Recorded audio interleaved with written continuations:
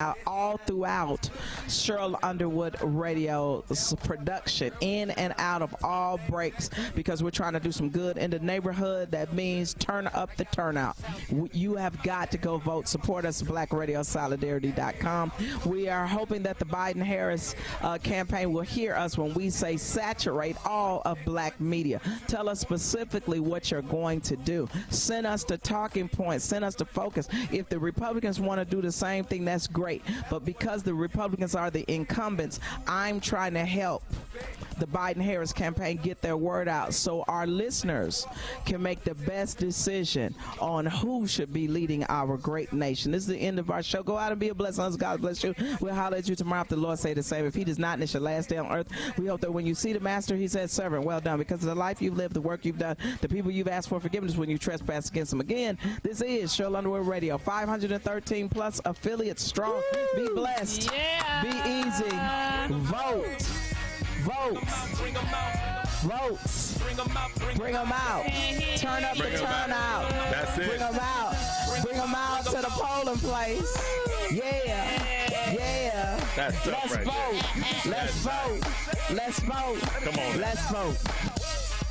KLEK 102.5 FM salutes small businesses. Small businesses promote local character and success, keeping money in the local economy, local jobs. Broadcasting from the First National Bank Tower, this is KLEK-LP Jonesboro, the voice of Arkansas Minority Advocacy Council.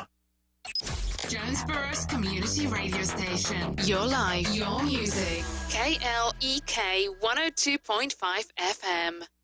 Good Tuesday morning, Jonesboro. This is meteorologist Tim Root with your KLEK 102.5 forecast.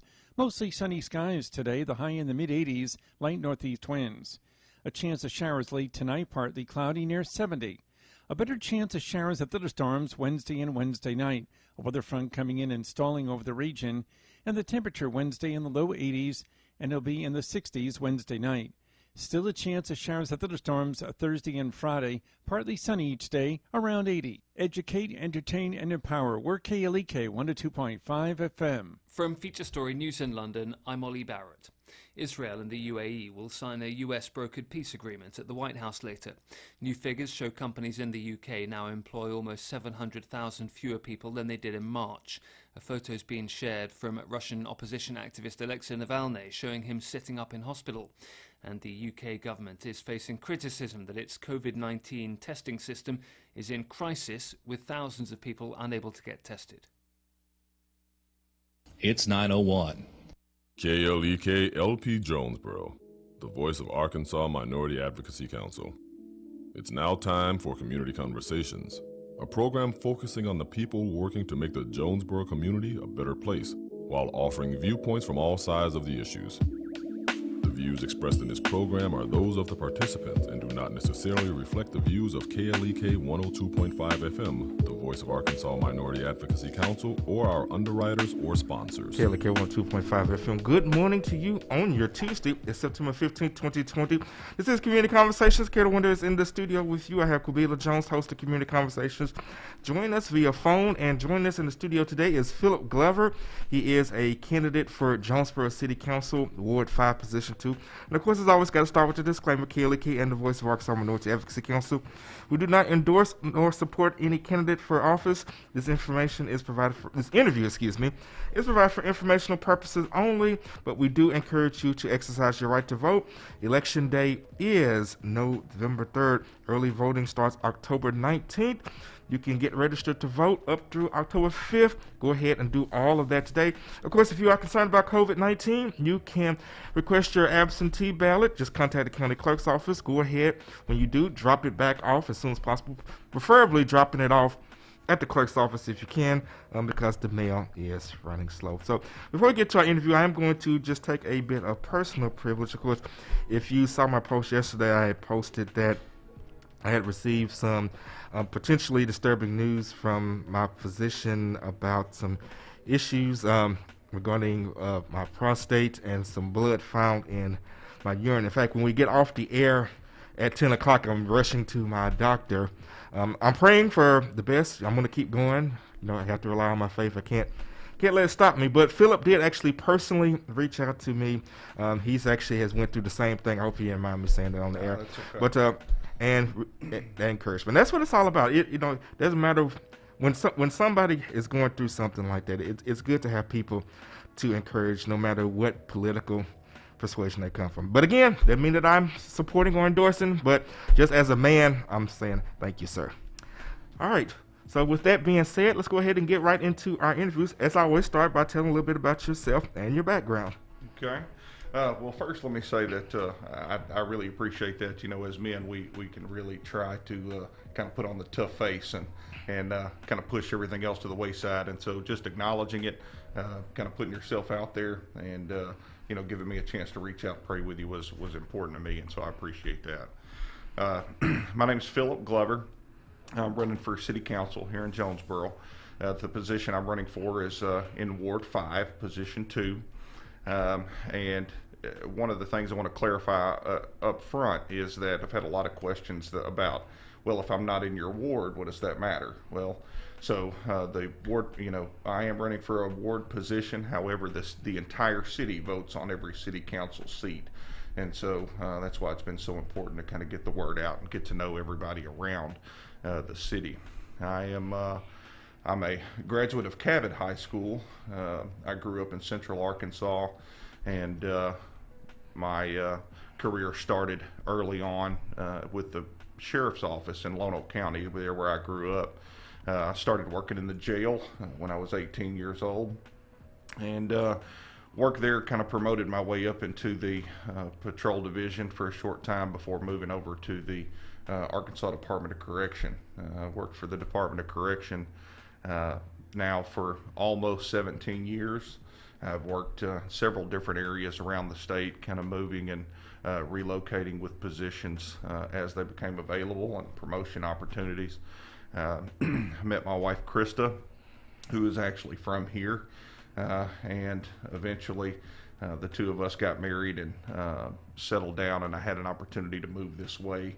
And I've lived in Jonesboro here now for a few years and have loved it. It's really become a place that I now refer to as home. And I currently work in West Memphis. I'm the deputy warden of the correctional facility for females in West Memphis. We are also a licensed treatment facility, and so we work on drug and alcohol treatment and rehabilitation while people are incarcerated. And given the opportunity, I drive back and forth so that we can live here in Jonesboro. We've really come to love it, and I plan on remaining here probably forever, to be honest with you. We've come to love it that much, and so that's I'm also a military veteran. Thank you for your service. Yes, sir. I spent 8 years in the military and in the Army. Worked in the United States Army Special Operations Command, and I also spent a little bit of time, about 3 years, as a volunteer fireman. But you find yourself when you're balancing a full-time job and being a reservist in the military, you kind of run out of extra time and things to do. So I enjoyed that time, but that 3 years was about as much as I could dedicate to that at the time.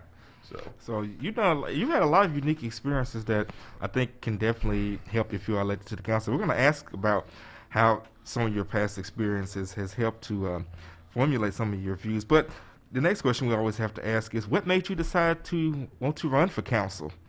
Well, so I'll be honest with you. When I first got to Jonesboro, we were really primarily focused on us and the family, getting settled, finding a church, doing some of those real necessities that we felt we needed to address first.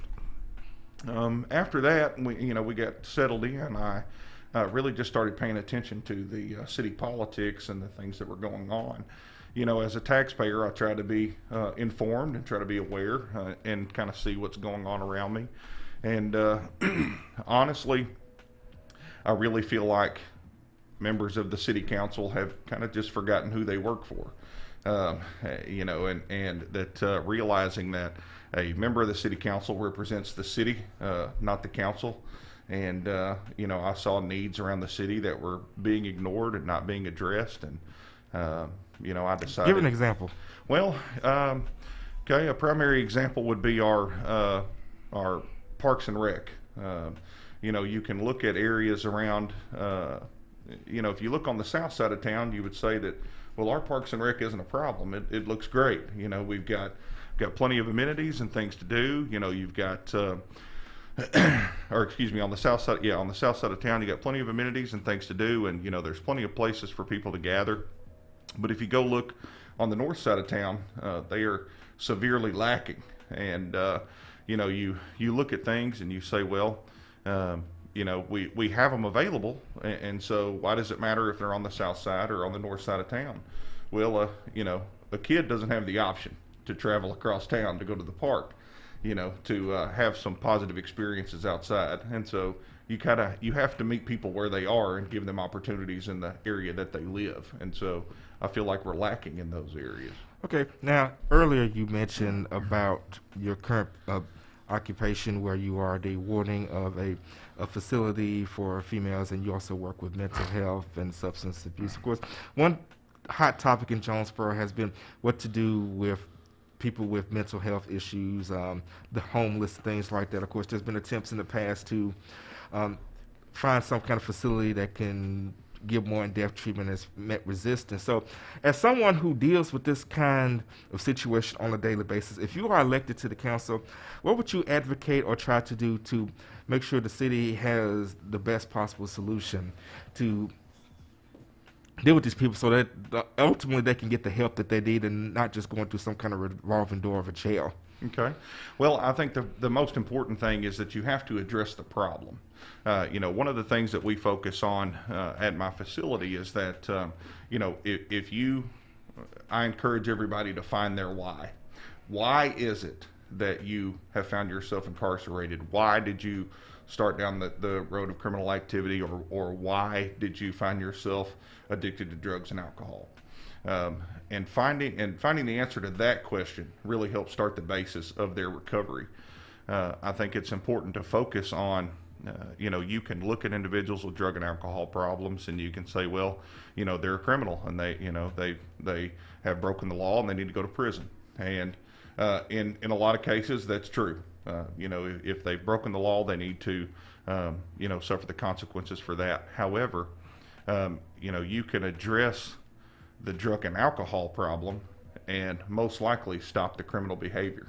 But, sending a person to prison in a lot of times never addresses the problem of the drug and alcohol abuse. And so, you have to focus on recovery and fixing their problem.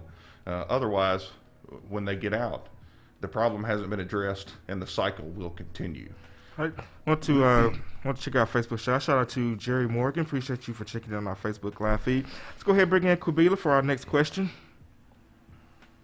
Hi. Okay. I want to kind of piggyback off the last statement concerning the facilities for amenities on the different sides of town.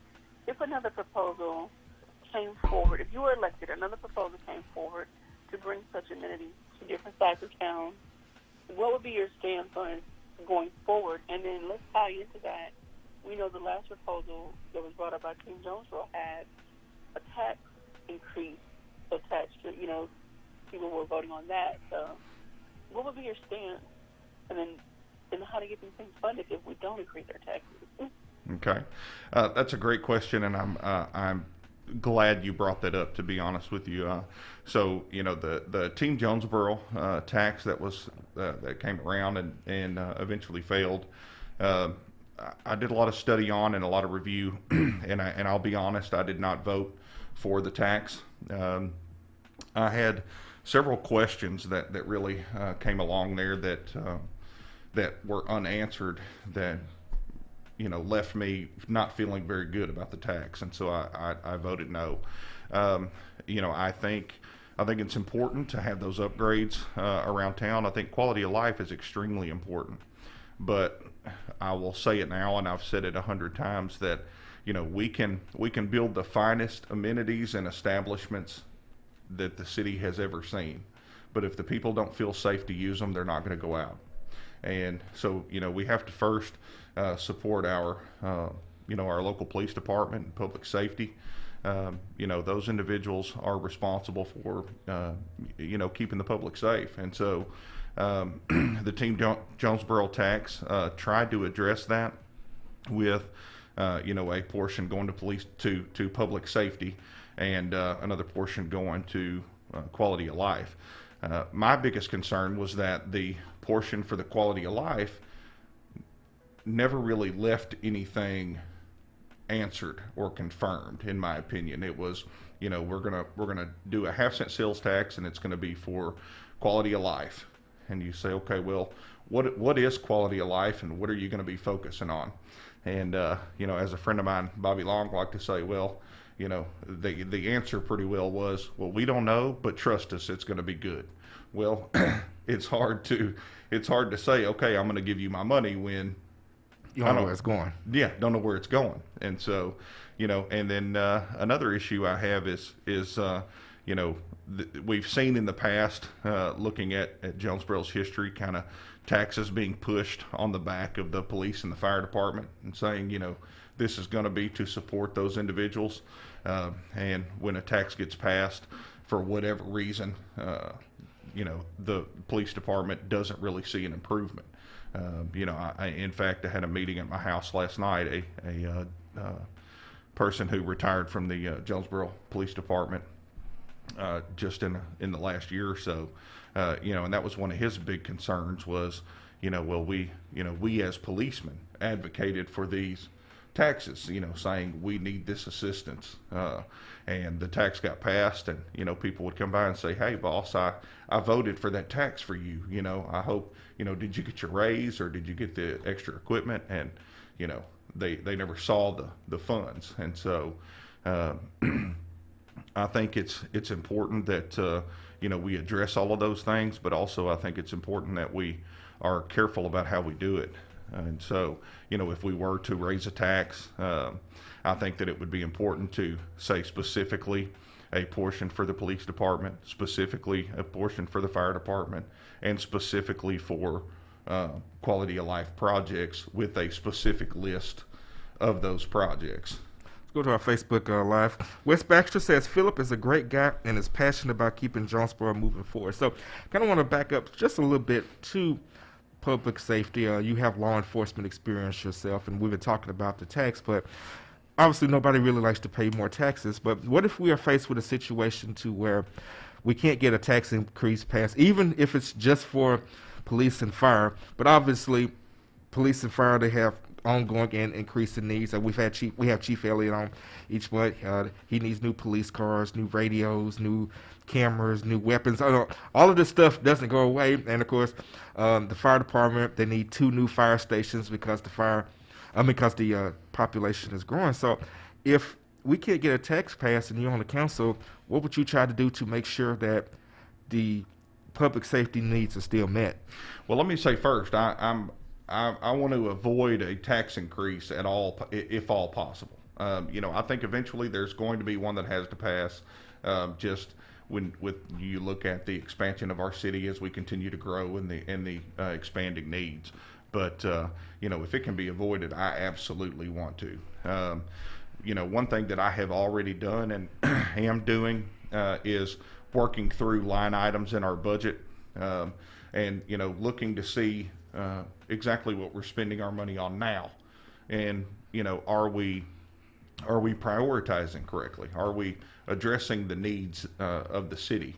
And are we being conservative with our money, or are we being frivolous? And so I think that's the very first thing that needs to happen, is to work through those line items. It's no different than you and I do at our house when we say, okay, we had an extra bill come due this week, and so we got this, we've got X amount of money to make it to the next paycheck, and so we're not going to go to the movies this week, and we're not going to do X, Y, and Z because those aren't priorities, and so we're going to conserve those funds moving forward. And I think we have to do the same thing as a city. It's pretty cool. Be back for the next question.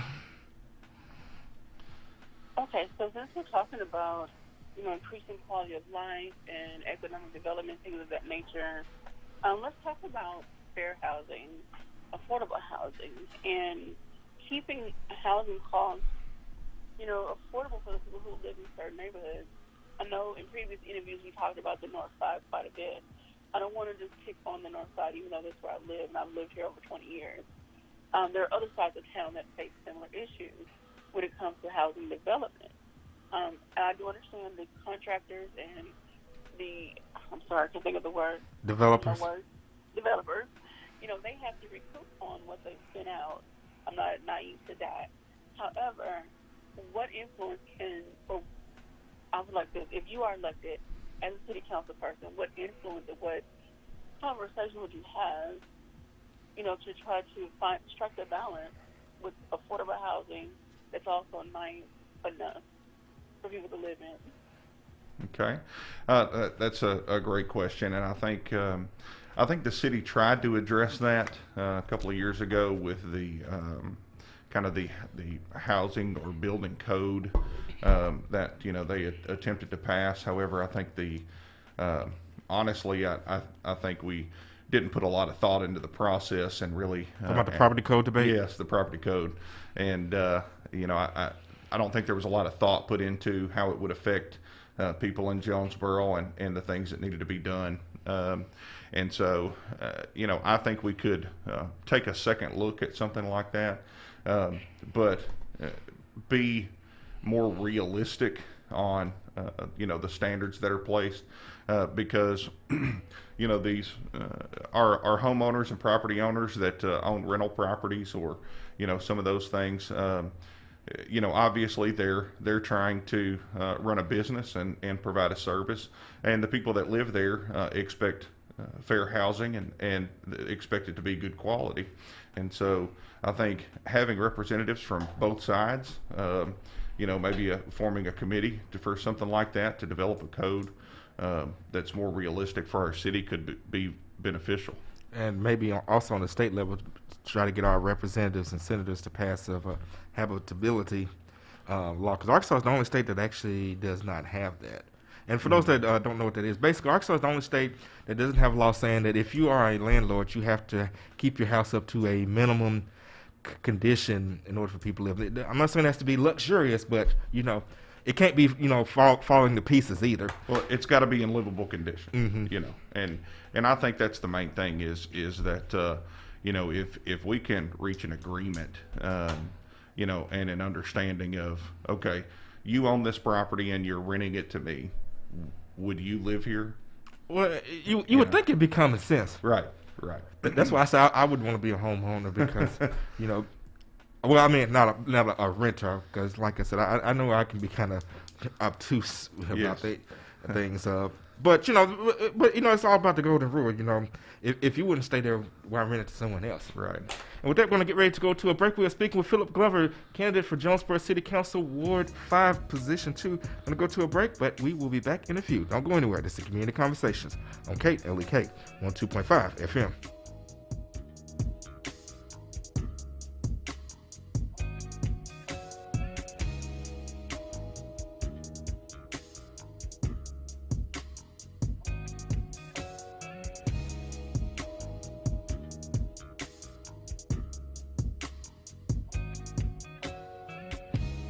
You're listening to Community Conversations on KLEK 102.5 FM.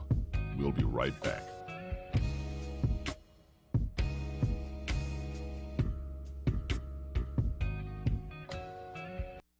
What questions would you ask a guy who wants to date your daughter? I'm Mark Merrill with today's Family Minute. If you were to take just 30 minutes to interview your daughter's potential date, you would be able to learn a lot about him while setting clear expectations for him. Here are a few key steps to consider. First, have your daughter prepared to tell any guy who asks her out to call you first before answering him. This makes you her first line of defense, and it sets up the interview itself. But it also allows you to be the heavy when she wants to say no but struggling to have the courage to do so. For more steps for the interview, visit my blog at markmerrill.com. Remember, your family first. Want to connect with Mark on Facebook? You can at facebook.com/Mark Merrill. Made possible by the Kappa Nu Omega chapter of Alpha Kappa Alpha Sorority Incorporated, a nonprofit organization committed to service to all mankind. Kappa Nu Omega Alpha Kappa Alpha on Facebook. Brought to you by the Jonesboro Alumni Chapter of Kappa Alpha Psi Fraternity Incorporated, dedicated to the purpose of achievement. Jonesboro Alumni at gmail.com, Jonesboro AR Alumni Chapter of Kappa Alpha Psi Fraternity on Facebook, and Jonesboro_Kappas on Instagram. Support for KLEK is brought to you by. Several years ago, we had a customer take a calf to the processing plant. The owner of the plant always got up very early. Our customer got a phone call at 4 o'clock in the morning, and the owner asked him, "How much of this beef do you want in a hamburger?" Leniel, not an early rider, said, "Eugene, I was laying here just thinking about that." Glenn sang, God bless our troops. The Office of Diversity and Community Engagement at Arkansas State University, under the leadership of Dr. Maurice Gibson, is a proud supporter of KLEK and is dedicated to finding innovative ways to advance their mission of creating a diverse and inclusive environment, conducive to educating, enhancing, and enriching lives, uplifting various and diverse groups on the A-State campus, and striving to maintain Arkansas State University a place that is inclusive to all individuals, regardless of origin, color, religion, socioeconomic status, or sexual orientation. More information about the Arkansas State University Office of Diversity and Community Engagement is available at www.astate.edu/diversity and 870-972-3081.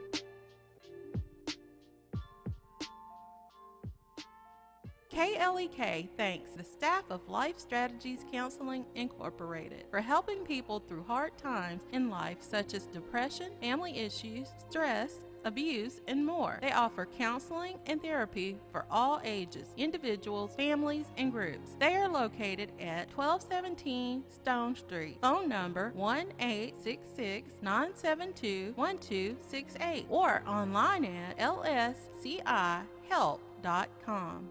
Arkansas Early Learning is accepting applications right now for childcare. We have locations all across Northeast Arkansas. Applications online at arearlylearning.org. That's arearlylearning.org.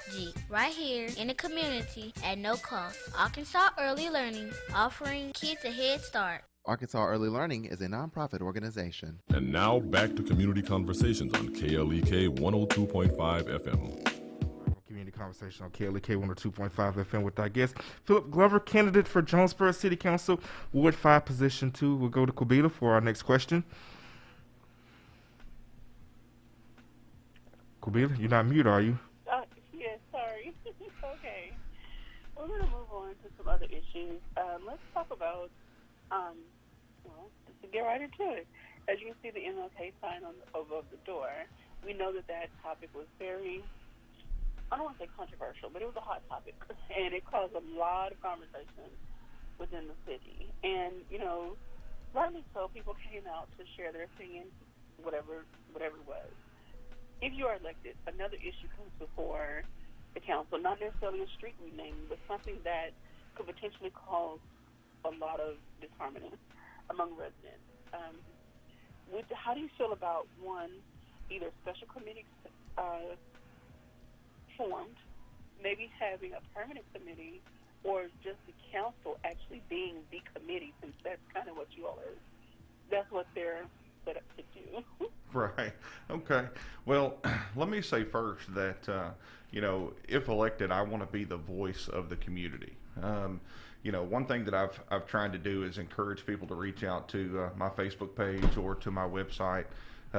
Also, if just on the advertisement for me to be here today and on my business card, I provide everyone with my personal cell phone number, and it's because I want to be available and to provide them with those opportunities to voice their opinion and their concerns. Even if meeting that they want to attend is scheduled during business hours, which is one of the things that I have kind of fussed about a little bit, and they're unable to attend because they have to work. Let me be your voice. Give me the information. Give me your concerns. Give me the the good, the bad, and the ugly, and let me say it for you if you can't.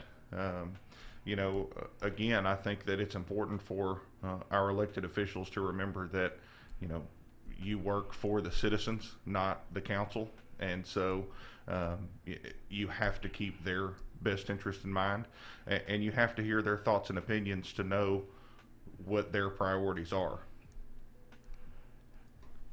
Okay, thank you. Let's see.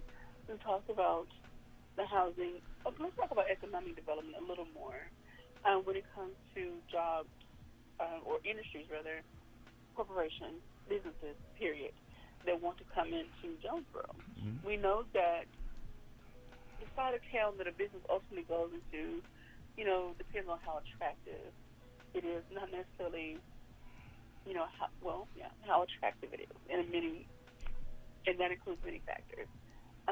What are some ways you would try to, if you were elected, influence or have discussions with these companies as they submit their proposals about considering other parts of town, and then attached to that, using local workers and not just tip workers, so people can earn a living wage and earn benefits. Right. Okay. Well, let me talk about the local workers and local opportunities first, because that's one of the things that I have really pushed hard over the last several months of trying to raise awareness to, and even on the at the city council meetings that I've attended, they recently talked about a $3.5 million excess of funds that they were going to spend back at the end of July, early August. And so, one of the first questions that I asked was, of these projects that you're wanting to complete with this $3.5 million, how many of them are going to be done with locally owned and operated businesses?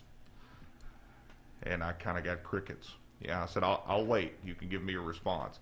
And I know that for at least 42% of the money that you invest into a local business gets circulated right back into your community. And so, us as a city council or as a city, if we're going to spend $3.5 million of taxpayer money, why would we not want to invest that right back into our city? Those are the people that invested it in our city to begin with. So why wouldn't we keep it going? And there's a number of different things that you can look at to encourage people to locate their business within your city and within certain areas of your city. Number one, I think it's important to let them know that this area is the focus of our city council and of our city government moving forward. We're going to be doing a push for this area. We're going to be raising the quality of life and the safety of the area. We're going to be investing in it ourselves. And so, this is an opportunity for you to get in early and be a part of that experience as we are growing and moving forward and progressing. We'll go ahead. I didn't mean to cut you off. You can go ahead and finish the point. And so, I think if we recognize it as a priority and we're investing in it, we can encourage those businesses to do the same. Okay. And backing up just a little bit, Q had, of course, asked about the committees and things, but what were your thoughts on the MLK proposal as presented? And would you have voted the same, or would you have voted to approach it differently? Well, and so the MLK proposal actually was kind of during that time when we were moving and looking for a church and doing a lot of things, and so I've had to kind of go back and look at it a little closer. I think again that was one of those situations where the council has said on a couple of occasions, well, we like to push things to the citizens of Jonesboro and give them an opportunity to voice their opinion. And I think that's one of those things that we could have done the same thing with and said, where do you guys as a community or as a city want this street name? rather than just picking one out and saying this is where we're going to put it, or this is where we want to put it. Why not give the city an opportunity to voice their opinion? Let's go to the Facebook shout-outs. Perry Nettle says, time for a much-needed change. Let's rally together to get Phillip that seat on the Jonesboro Council. Shout out to Iris Wright Stevens, who says, what kind of services do you think the city should be willing to raise taxes for? And before you get to Iris' question, let me read this last comment. Skip Kelly says, Mr. Glover, I really like your Facebook minutes that you have been posting. With this in mind, will you continue doing it after elected to keep people informed? So let's go to Iris' question first. She says, what kind of services do you think the city should be willing to raise taxes for? I think if we have to raise taxes again, you have to look at public safety. I think our police department has been suffering for several years now. It's a sad thing when we look at our city compared to the cities around us in size and in revenue, and we hire a new police officer off the street. We spend about 8 months training that person and getting them ready for actual work on the street. We invest a lot of time and money in them, and then shortly after that, they leave and go to another department because they pay more. And so it's one of those things where you kind of get what you pay for. We're looking for quality. And I think, again, you can talk about quality of life, you can talk about public safety, you can talk about any of those topics, but the police department plays a role in all of those. Okay, and let's see, our next question came from Skip, who says, will you continue doing your Facebook minutes after being elected if you are elected? Absolutely. The Facebook minutes have really been good. It was important for me to kind of get my face out there and allow people an opportunity to get to know me. But at the same time, the feedback that I've received has really brought attention to the concerns and the issues and the needs of the public. And so it's allowed me to kind of focus on what their needs and priorities are while they're getting to know me. All right, and let's go to, this is a question that was actually emailed in. It came from Hard Weinstock. Let me pull that up.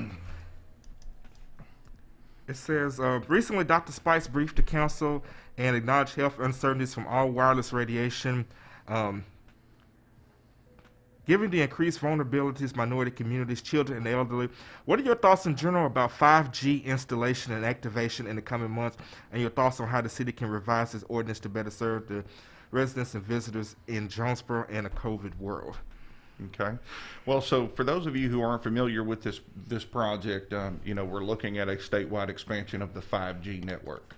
And when you talk about your cell phone, we had the 3G and then the 4G, and now we're looking at 5G. Unfortunately, there's a major difference in the technology and the actual radio waves associated with 4G to 5G. And one of the major concerns is we don't know if 5G can cause cancer, can cause people to be sick, any of those things. And unfortunately, the policy and kind of the governing body for this wireless network hasn't been updated in more than 20 years. And so, we're trying to manage this new 5G technology with a policy that was written 20 plus years ago. And the only thing that I've petitioned the city council to do the same is don't say yes, don't say no, educate yourself, get real information from people that know, and and wait. Just my cell phone works great. When people call me, I can answer it. I can send texts. I can watch videos and do all of those things. I watch your show on Facebook Live, and so I'm not hurting right now.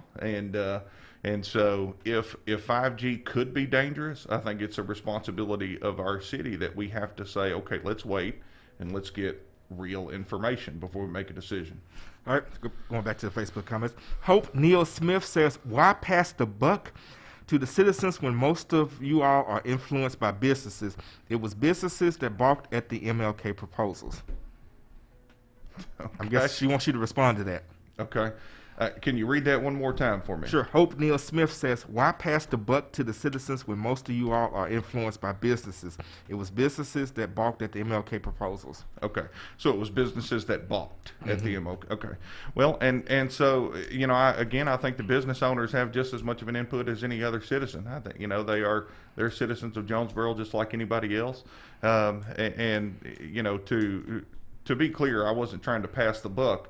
But I was explaining that was a topic that I wasn't as familiar with as I would like to, and so you know, I felt like it's good to get the community's input. I think it was important to have the street name. I think recognizing our history is extremely important, but you know, anytime that we're going to spend public funds, I think we need to know what the public has to say about it. All right. Donna Westerfield Peterson says he will do a great job for the citizens of Jonesboro. And Hope Neal Smith has another question. How do you define a better quality of life? I define a better quality of life simply as, you know, folks being able to be outside, to enjoy each other, to enjoy their family, to have an opportunity to come together in fellowship regardless of where they live in the city. I think that you know, there should be opportunities on north, south, east, west of Jonesboro for people to come together and fellowship outside and you know, have a good opportunity for those. I think that people need to feel safe regardless of where they are. You know, people need to have job opportunities regardless of where they are. And you know, I think a good quality of life for the city of Jonesboro is a good quality all over the city, not just in one part. All right, Kabila? Okay, so I want to talk about, switching gears a little bit, personal and professional development among city council members. This is not a dig at anyone because I don't know how things currently are, but going forward, how would you feel about city council members getting together, not to really discuss issues, because that's what the city council meetings are for, but to just really get to know each other and get to know who you're working alongside, and then maybe look into some of those professional development, I don't want to say courses, seminars, workshops, things of that nature. Okay. Well, you know, first, I love the idea. You know, I think it's important for the members of the city council to know each other and to, you know their community.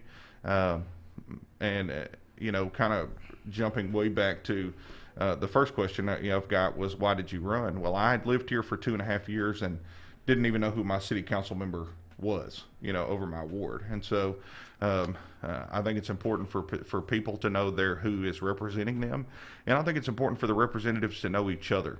I think if we have good rapport amongst our city council members and they can communicate well, we stand a whole lot better chance of getting real problems addressed because they can communicate openly. And as far as the development and education aspect, I'm all for education. You know, I'm one of those knowledge is power guys. You know, in fact, I've got 2 master's degrees. I've taken advantage of every training opportunity and education experience that I can, and will continue to do so. I feel like the more you know, the better off you are. All right, let's go back to the Facebook Live comments. See, L.C. Kennedy Jr. says, what's your stand on the Black Lives Matter movement, and do you support it? Okay. Well, you know, I feel like everybody has an opportunity to voice their opinion. I think that, you know, it's important to recognize the danger in our community. I think that there is a serious division throughout the country with citizens in general, and I think it's important for all of us to come together and recognize that there are changes that need to be made and find a way to address those. Okay. Now, how would you apply that considering your own personal experience being in the prison system and, you know, working with people of all races in jails? Okay. Well, and, you know, I think you bring up a good point there, and that's one thing that I can say is that I've had an experience in my career to work side by side with people of all different ethnic backgrounds. And, when you find yourself in positions, even, in corrections and law enforcement or in the military, you look at that person as that's my brother or that's my sister. And, we have to rely on each other for our own safety. And we have to have each other's back regardless. And one of the things that we've actually done in my facility is we've talked a little bit about the things that are going on in the communities around us and where people will be going back to, and kind of the relationship between law enforcement and the community. And I think the main thing that we need to recognize is that there are people on both sides who are unwilling to compromise, and I think those people we have to kind of rule out of the situation. We have to find the people in the middle who recognize that change needs to be made, and the only way to make the change is to openly communicate and work together. And those are the people that are going to have to work the hardest to fix it. So obviously we know that all lives matter because we're all human beings, but within the context of all lives matter, do you believe that Black lives matter? Well, of course. And I think that was, for a lack of a better explanation, you can look at the fact that I reached out to you last night, and recognized that, hey, you said I'm hurting, I'm in a place, and I'm unsure, and I said I want to let you know. I appreciate that. That's why I thanked you off the air and on the air. Yes, again, I think that every single life on the planet is important, and I do think that there are needs and changes that have to be made. Well, and I just want to quickly say this before we get into a break, as someone who is in law enforcement, I know there are some times when some people when they respond to the Black Lives Matter movement, they quickly say, "Oh well, you should just comply and won't nothing happen to you." Trust me, nobody preaches compliance more than a black mother. Because if you are a black male child, your mother has given you the talk. And the first thing that your black mama says is comply or else. So we've had it drilled into us that we have to comply. I just want to put that out there. Let's go back to the Facebook comments. Tanya Smith says, Phillip is a stand-up guy, straightforward person. He will be a great asset to our city. Linda Johnson Frazier says, good morning, KLEK. Skip Kelly says, hi, LC. LC Kennedy says, hey, Skip. Jackie Boyd says, Glover, the man with the plan. And LC Kennedy Jr. says, amen. Oh, you do want to do a quick shout-out. Let's go ahead and do that as we get ready to wrap up the segment. Just I wanted to do a real quick shout-out to my right-hand man, Avery. He has been with me every step of the way on the campaign. He's the guy that's in the truck with me riding around, knocking on doors, putting out signs. He's a young man. He's a teenager, and he is learning firsthand about politics and the things that are going on in our community. And he can answer your questions and be informed. And he's a great help. Hey, nothing like training them up in the way in which they should go. Gonna get ready to go into our final break, but stay with us. This is the Community Conversations on KLEK 102.5 FM.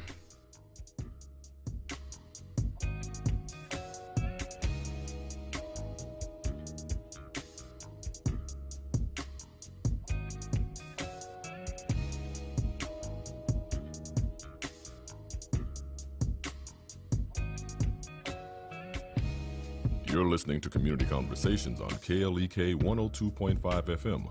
We'll be right back.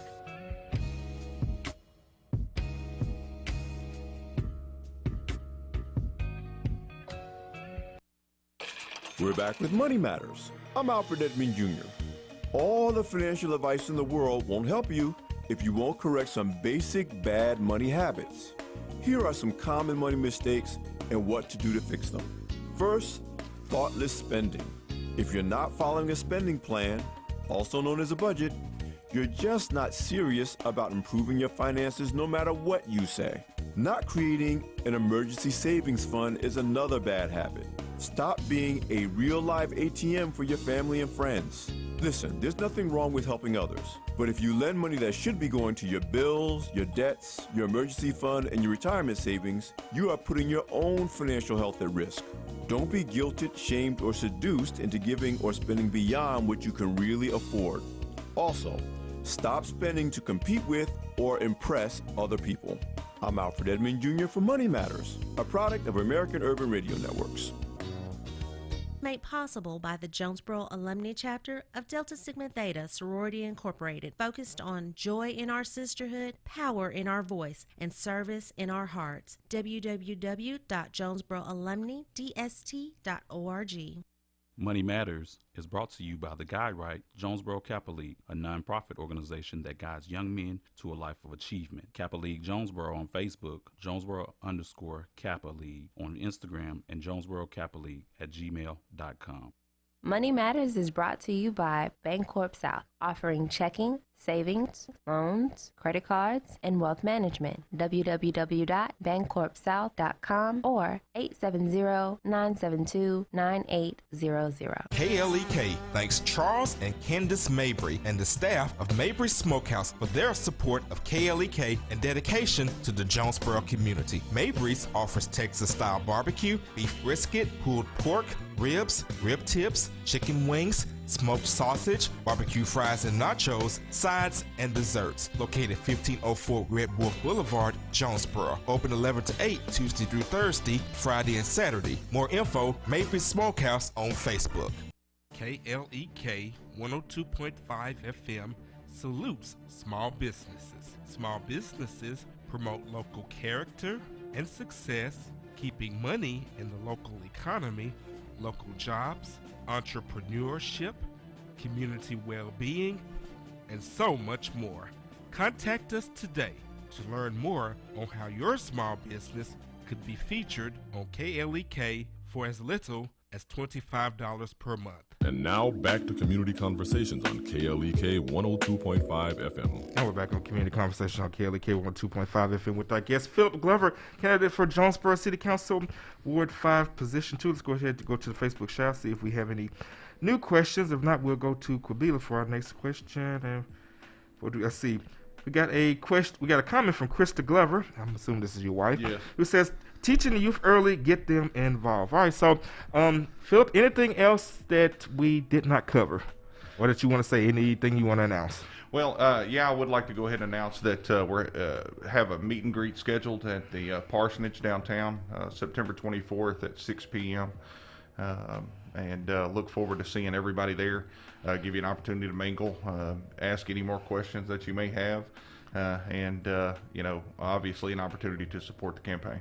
For those that are too shy to ask on the radio, that'll be your opportunity. All right, Quabila. Okay. We didn't touch on developing relationships with Arkansas State University, even, junior high and high school students, getting them more involved in city government and maybe utilizing some of their talent with environmental issues or other issues. And it's not that, you're just trying to take their ideas, but you're trying to get them more engaged so that hopefully they will remain here in Jonesboro and consider careers, in the city of Jonesboro. Yeah, and so one of the things that I'm involved with kind of part-time is Men on a Mission. Definitely want to give them a shout-out. Great organization. Colby Parker and, those guys have really do a fantastic job. And I've recently been appointed as the treasurer for that nonprofit. One of the things that we do is we focus on the youth in our community, and we look hard at those individuals who are growing up without a positive influence in their home. We look at working hard to kind of direct them toward Christ, living Christ-like life, being involved in the community and being informed. And I think interacting with them, getting to know those individuals, and seeing these guys and the things that they face on a daily basis can really help you stay plugged into the community and the things that are going on. All right, we got some questions from our Facebook, so we'll try to get to them quickly as we wind down the show. Mike Harris says, thank you for sharing your thoughts today. With your career as a corrections officer, have you witnessed racial injustice? If so, what did you do to correct it? Honestly, I've been pretty privileged with the career that I've had. I've worked with a whole lot of great people, very professional folks, good training and good moral backgrounds. And, I have seen, questionable items where, you could, not necessarily racial discrimination, but just violations of policy and procedure, and it being my responsibility to report those. You don't really. The policy and the oath that you take doesn't leave you an opportunity to do anything else. You have to report it. You have to intervene. And so, that's kind of been my stance on it my whole career. Skip Kelly says, last night your video discussed the deficit in the budget, yet approving a raise for certain city officials. Can you expand on that more? Yes, that's one of the major issues that I have. I've touched hard on the budget because I feel like there are things that we can tighten up and we can do better. I find it just extremely difficult when we say as a council on a yearly basis that we don't have the money to supply equipment. We don't, to our police department. We don't have the money to improve our sidewalks. We don't have the money to do X, Y, and Z. But when my opponent is looking at a $7 million deficit moving into the yearly budget, but then votes to raise salaries for the mayor, the city council, and the city clerk, that says to me, number one, we're being irresponsible and we need to do better.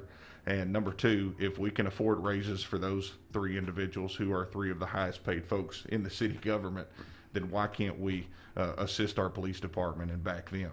Especially in a time now where, there's this nationwide surge of people talking about defund the police. I am personally taking the stance of defend the police. There are a lot of good people doing their job on a daily basis, and we need to try to help them as best we can. Donna Melton Creasy, sorry about that, says, you can't go wrong for voting for this man. If I lived in Jonesboro, he had my vote. And Mike Harris says, thank you. Kuwila? I just want to say thank you for giving us your time and sharing your insight on the different topics. And I really hope that people do take the opportunity to get out and get to know you. Again, we can't tell you who to vote for, just we encourage you to get to know each candidate so you can make an informed decision. With that being said, we have to actually have a conversation and listen to the candidates when we can't just go off of who's popular and who's comfortable, who's familiar. So I hope that people get to know you and ask questions.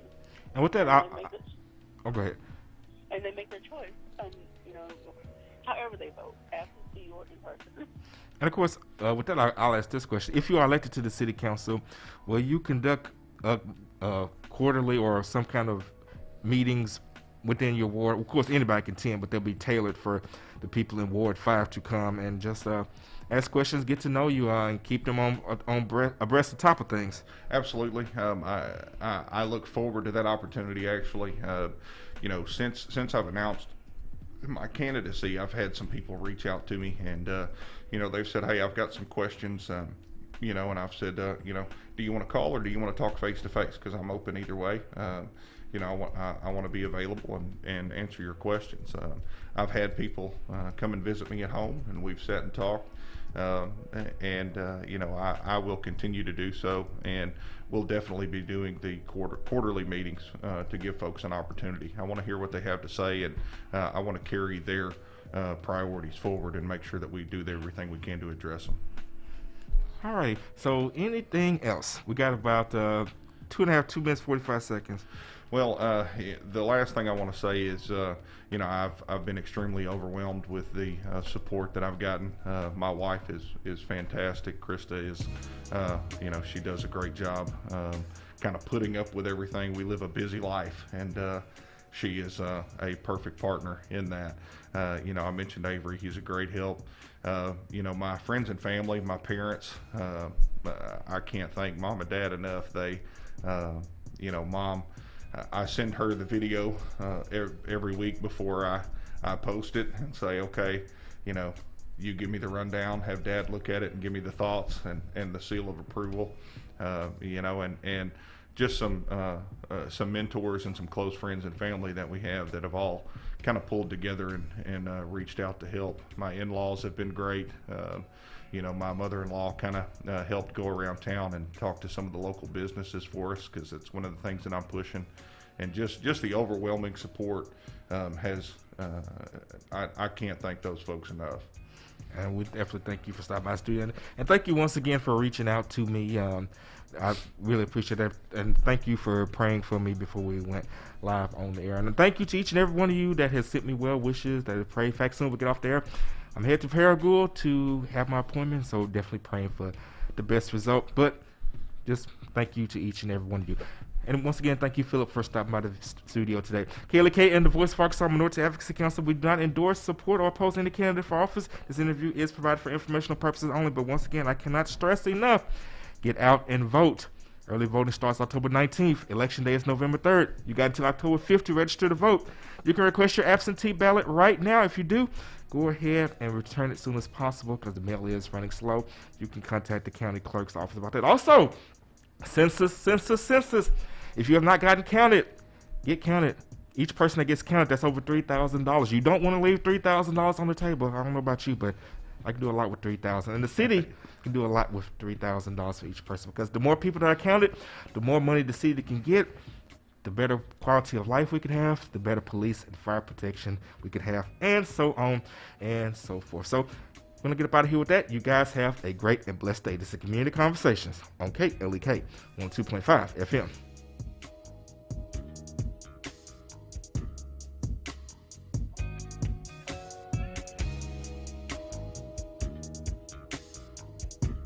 Thank you for listening to Community Conversations on KLEK 102.5 FM, a program focusing on the people working to make the Jonesboro community a better place while offering viewpoints from all sides of the issues. The views expressed in this program are those of the participants and do not necessarily reflect the views of KLEK 102.5 FM, the Voice of Arkansas Minority Advocacy Council, or our underwriters or sponsors.